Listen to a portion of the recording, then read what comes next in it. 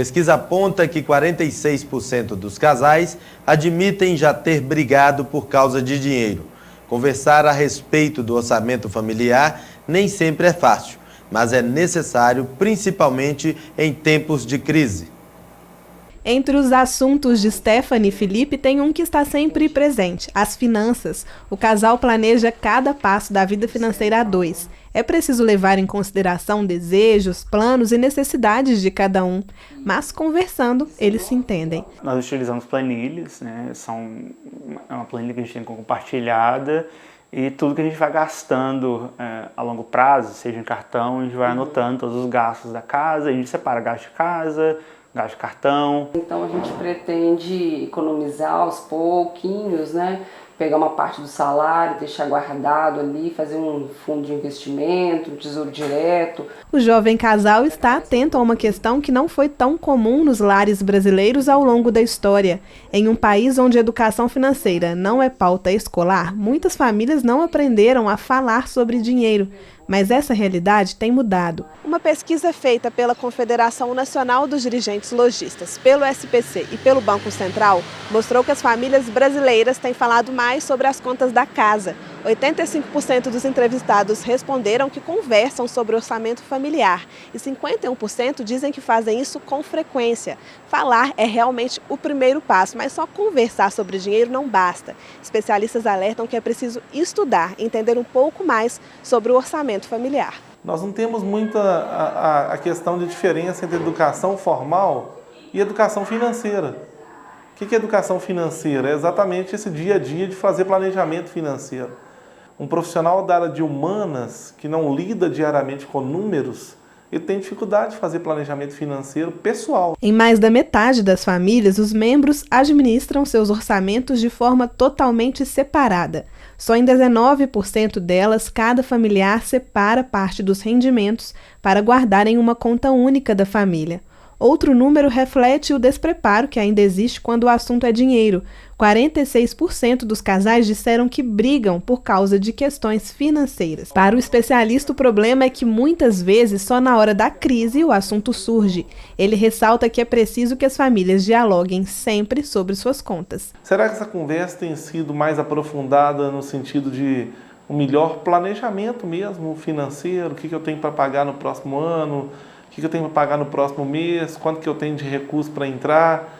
Essa discussão mesmo de entrada e saída de recursos ou planejamento familiar, né?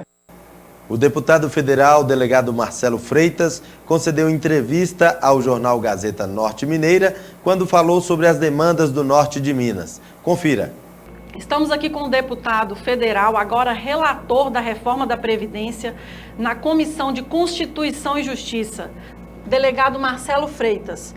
E a relatoria da reforma da Previdência, né, na Comissão de Constituição e Justiça, aproximou o senhor do presidente Jair Bolsonaro.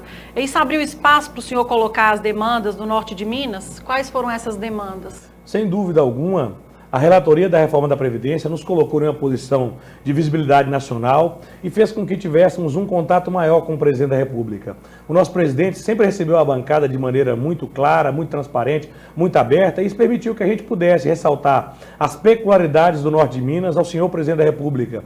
Ele encontra-se absolutamente sensível, inclusive esteve em Israel discutindo algumas demandas para poder atender a região do semiárido, e é parcela da nossa região se encontra deste semiárido. O presidente da República é muito sensível às questões do norte de Minas e ele quer realmente acabar com aquela política histórica que fez da exploração da miséria do norte mineiro um mecanismo para captar, para comprar votos dos menos favorecidos. O que nós queremos é que as pessoas acreditem no valor do emprego, acreditem no valor da renda. Ninguém quer mais migalhas. Historicamente, o norte de Minas só viveu de miséria, só viveu de migalha, daquela política que explora cano, caixa d'água, ambulância, trator. Se queremos um país menos desigual e mais justo, é preciso acabar com isso, e o presidente é absolutamente sensível a essa questão no norte de Minas e no Nordeste brasileiro.